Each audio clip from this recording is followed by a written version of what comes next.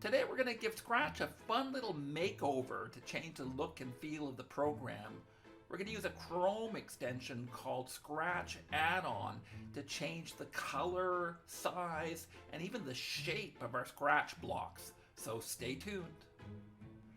So many of you guys will already be familiar with Scratch Add-Ons, a free Chrome extension that adds some amazing new features, some of them super useful and some of them just funny to Scratch, including a dark mode so you can code late at night without hurting your poor little eyes, a pause button that sits beside the start and stop button so you can pause games in the middle of playing them, and onion skinning, an invaluable tool for animation that's strangely not included in the regular Scratch.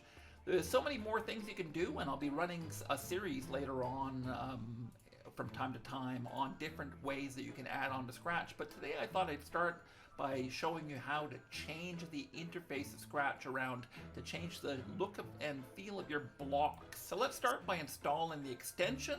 You can find a link down in the description down below, or you can just go to Google and type Scratch Add-Ons for the spelling impaired. This is how you would spell it. There you go. Just hit enter and it'll be the first thing that comes up. Here we go. We're inside the Chrome Web Store now. There's a little video here that gives you a preview of what this particular extension does, and it's a whole lot of things for sure. Just click the Add to Chrome button. It'll ask you for permission, so just add extension by clicking on this button here. It'll just take a minute. So I've got a message at the top of the screen here that says that the add-on has been successfully added. Now you should be able to see a little orange extension icon right here at the top right of your screen. If you don't see it, just click on this little puzzle icon, which will pull up your extensions view, and from there you can find the Scratch add-ons and just click on the little push pin beside it to pin it to your screen. And there we go. Now it's actually visible on the screen here. So you can launch this anytime by clicking on the orange button. It'll pull up a smaller version of the menu that will show you any particular messages you have inside Scratch if you're already logged into the Scratch server. There's a few other functions here, but including, you can see the add-ons here, or at least some of them. But to get access to the full collection of 110 add-ons, you're going to have to click on the little gear icon here at the top. So let's click on that, and that will open up a full page view with a whole bunch of add-ons for you to look through. And they all have a little bit of documentation to explain what they do, and you can kind of surf through these.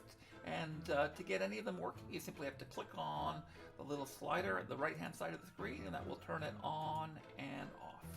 So most of the customizations we're looking for are available here under Themes in the left-hand navigation bar. Just click on that word and then click on Editor Themes, and you'll see a bunch of options. The first one we're going to look at is called Customizable Block Colors, and we're going to switch that on by clicking the little checkbox on the right-hand side.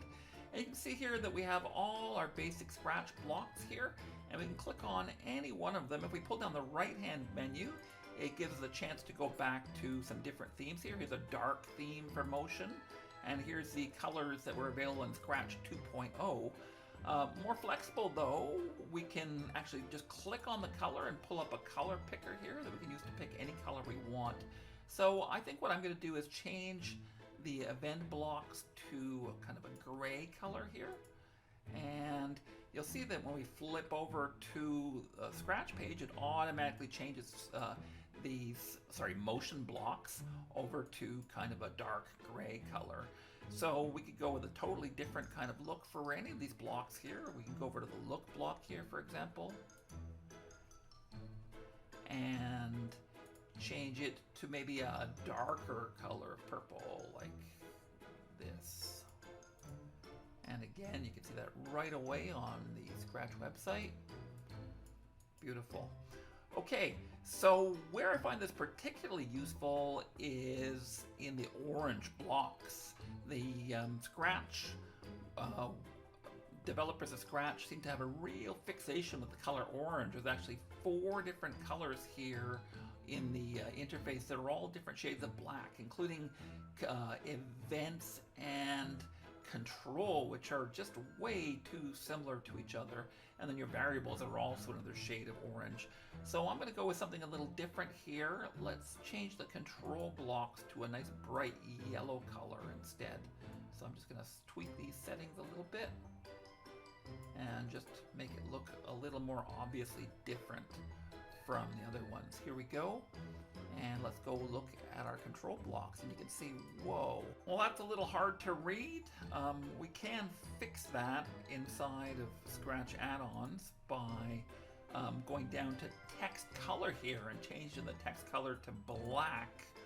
But solving the problem for one kind of block creates a new one for other kinds of blocks. So I don't necessarily recommend that unless you go with a whole bunch of really bright colors.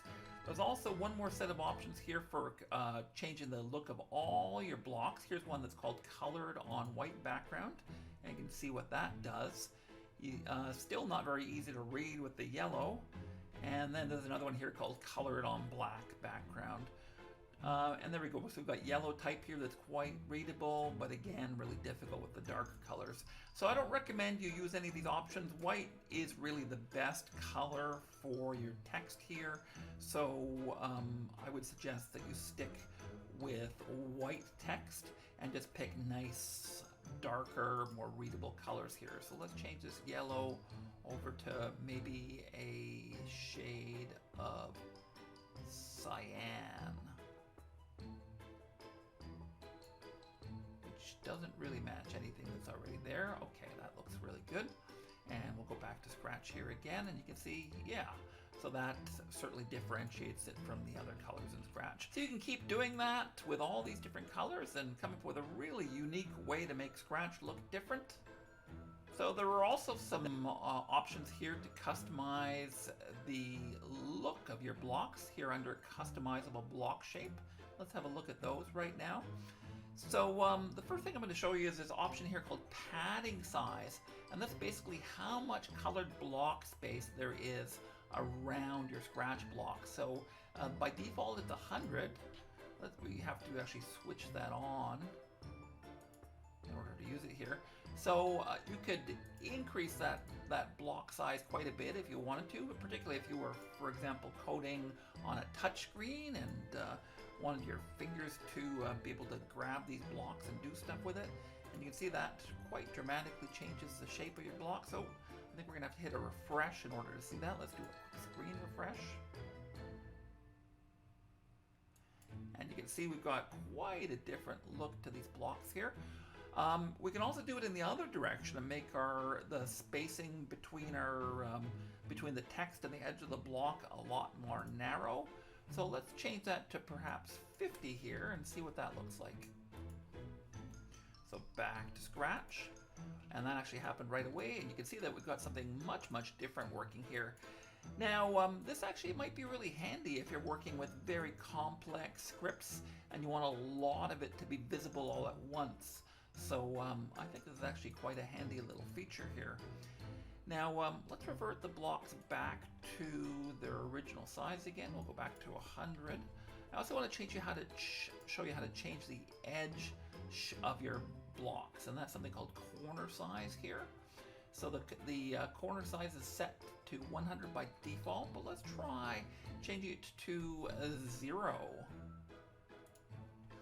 Now back to Scratch again, and you can see that our blocks no longer have a rounded shape. They're actually they have sharp corners on them. Let me go the other direction and go with a really big number here. So let's go with 300, which is the biggest we're allowed to go here, and see what that does. Well, now we have super rounded blocks. The other thing we can do is change the notch shape, which is the amount that these notches here, the kind of puzzle shape looking pieces, fit into our blocks. So you can make that deeper or shallower depending on what your preference is. So here's the notch height set to 100. Let's change it to 10, or to 0 actually. And back to Scratch again. You can see there are no notches at all anymore. And we've got a very different look for Scratch here now. And back to the interface here. And let's try something much bigger, up to 150%, which is the maximum value. And then back here again, you can see that we have very, very deep indentations here now. So let's do something really funky here with Scratch. Let's, in addition to changing the shapes, let's just, I'm going to go with totally rounded blocks with no notches cut into them. So let's go back to Scratch here again. And I'm going to cut down, so let's take the corner size. We'll make it 300. We'll take the notch height and we'll make it just a little bit, maybe 10. And then we'll take the padding size and make that drop down as well to maybe 70. All right, let's see what that looks like now. There we go. So I've got a much different look for my Scratch interface now, different colors as well. And looking really good. All right, to really finish messing up the look and feel here, we're going to go into the option here that says Editor, Dark Mode, and Customizable Colors, which will put us automatically into dark mode. You can see it right here. Wow, yeah, this is looking a lot different now, isn't it? And you can change some of these accent colors around and come up with variations on dark mode by going down to the presets at the bottom of the screen here, or the bottom of this particular option. Let's pick Turbo Warp Dark, which will make it look a lot like the Turbo Warp editor, which some of you guys might be familiar with, a way to run Scratch projects much faster using a Java environment. All right, so you can see our pull-down menus have changed here in this new interface. Our right-click menus are also black, and everything just looks much, much different. So that's just scratching the surface of some of the amazing ways that you can customize and modify Scratch using this really cool Scratch Add-Ons extension. If you like what you saw here, just leave me a comment and I'll be happy to come back and do some more tutorials on cool ways you can customize Scratch using this incredibly useful tool. Hope you enjoyed.